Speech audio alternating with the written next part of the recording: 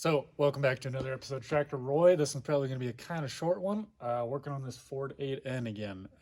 We got some leaks that we're trying to take care of. First one that we're going to do is going to be a little leak right here. So, I've got our tack cable removed. That goes up to the proof meter, tells your engine speed. I've got the oil feed line to the governor removed. Now I just have to remove the linkage that goes from the governor to the carburetor, and then this one goes from your throttle lever to the governor. This is the user adjusted throttle, and this is the governor adjusted throttle. So got to take those off. I've removed the bolt there and there. Then this should just pop off and we'll see what we're working with.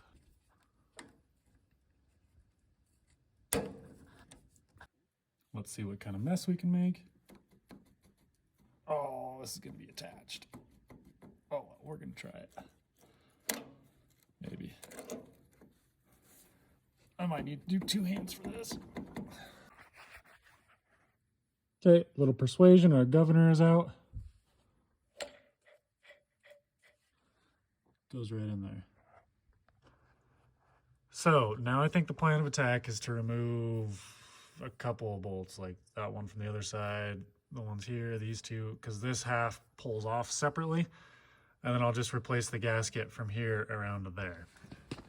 The reason I don't want to replace the whole thing is, for one, it's not leaking on the other side of that. For two, I'd have to remove that pulley on the end of the crankshaft, which means I have to remove this front axle in the distributor. The distributor I'm not worried about, that's easy, but that pulley, and especially this, and the fact that it's not really in my shop, I don't have tools, so it'd be easiest to move it into the other shop. But it's not leaking, so we're just going to replace this. These gaskets are cheap, so if this doesn't work, then we'll dig into that, I guess. And if we dig into that, then we may as well replace the front main seal, since we have to kind of be in that place anyways, and we got to take off the oil pan so we can replace that gasket. So we'll put a new oil pan gasket. Since we're taking off the oil pan, we may as well replace the rear main seal. While we're doing that, then you may as well just start getting into it, and it's just like a, you know, when it rains, it pours kind of thing. We'd have to do everything since we're doing one thing. So we'll try and just stick with this because this is an old tractor. We do want it to run nice, but we don't want to go crazy at this exact moment with it. It would be cool to restore this. This isn't mine, but I bet you that the guy that owns this, I think he'd be all for it, especially if we kept it in its original working clothes and just replaced all the gaskets on it, kind of freshened it up. But it does run nice, so really I guess just all new gaskets and stuff. But it would definitely be a welcome project. So we're off, and I think this is gonna work. So this was just a paper thin gasket that was in here. So where it's nice and shiny is where it was leaking. Yeah. So I'll just have to scrape this off, clean it up, and then put that new gasket on just from right there down to right there. So this is usually the scraper that I use to get rid of this old gasket. We'll see how well I can do this. It's better with two hands, but basically just run it along and try and get all the pieces of gasket off. And then you don't want to get in at an angle or like cut too deep. You kind of just want to slide across the top, because if you start gouging it, then it'll get little nicks coming up, and you can either leak if it's deep enough all the way through here, or it just makes the gasket not seal well. And I guess that makes a leak too. So I'm going to go ahead and clean this up, clean that up, get our new gasket right there, cut to the length that I want, because that's the full gasket for the whole timing cover, and I'm only using this portion of it. So I'll get it all cut, get it all sealed up, and then bring you back. Okay, so this right here is exactly why we started leaking. So it removed from, or it stayed attached here, which means it wasn't attached to this piece that was right here. And then this also just pulls right off. So that tells me it was dry. Got past it, maybe it compressed down too much, it dried out.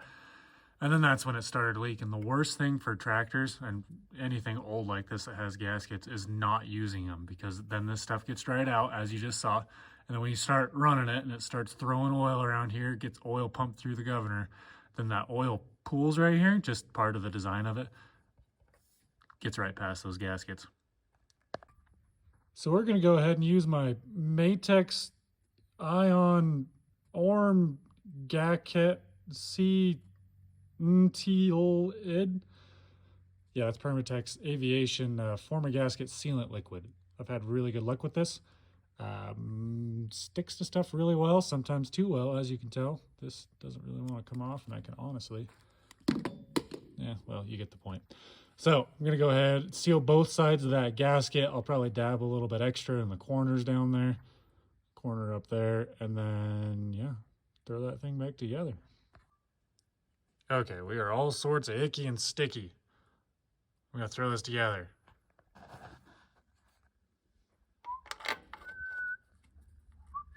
Uh-oh. Okay, there we go. And that's the other fun thing, is making sure that all these holes line up and that gasket didn't slide around. But that was sticky enough. I think it held it in place long enough. So I'll go ahead and get whatever that is. 1, 2, 3, 4, 5, 6. Did I count that right? 1, 2, 3, 4, 5, 6. Yep, 6 bolts. And then, yeah, then we'll get the governors pop back in there. Tighten those 2 bolts on it, connect back our linkages, connect our oil line, connect the tack, and we'll be good to go. I'll make sure to do the Permatex here too on this gasket as well. All the bolts are tightened up. Be very careful when you're doing these because this is aluminum. Aluminum is a lot softer than steel, so you can strip the threads out. When I tighten this up, we got not a lot. We got some oozing out, so we know that we're plenty sealed.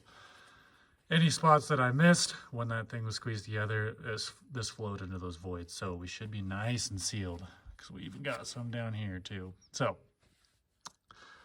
governor in, well, I guess seal up that gasket, governor in, tighten that up, make the connections, and yeah, Bob's your uncle.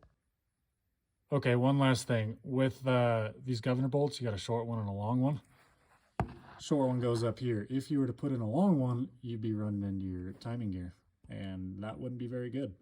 So long one goes through here, goes through this rear case, goes through the front case, and the short one just threads in right there, anchors to just this rear case. Okay, we're all back together.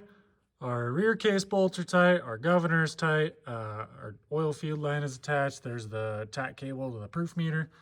This one is our lever going to the carburetor. This one's coming up. Ooh, now it's on there. This one's the one that comes from our throttle lever back there. So this one's done. This one's taken care of. I'm confident that it won't leak anymore. We got enough sealant on there. Just a hair is coming out. It's not overly crazy.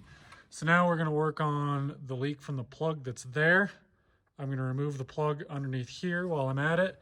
And then there's a pipe plug back there that I think is leaking also. So I got to drain out the fluid, and since I'm draining out all the hydraulic fluid so I can replace this one that is leaking now underneath there, I'm just going to go ahead and check the other 2 as well. Well, it wasn't much. The bucket's a little too tall, but I think that worked pretty well. So from looking at this, let's see. Yeah, it's pretty obvious that this gasket's bad. I don't really know why I reused it. I guess I wasn't really thinking. But I've got 3 new ones. I've got 2 of these types of plugs. There's 3 plugs on the back, but the last one's a pipe plug. So I guess I just have an extra one of these. Oh well. Next time I got to change it, then I'll have an extra one. So I got to scrape all that off, throw the sealant on there, get that back attached to that, get my bucket out without losing all of the oil. And then I have to remove that one right there and then drain whatever's left in there. And then I have to remove that bracket, check the plug, and blah, blah, blah. Yeah, that kind of sucked. So now I got to put it back in, got my funnel. I've got that plug regasketed, that plug regasketed. There's a pipe plug back there I got tightened back up.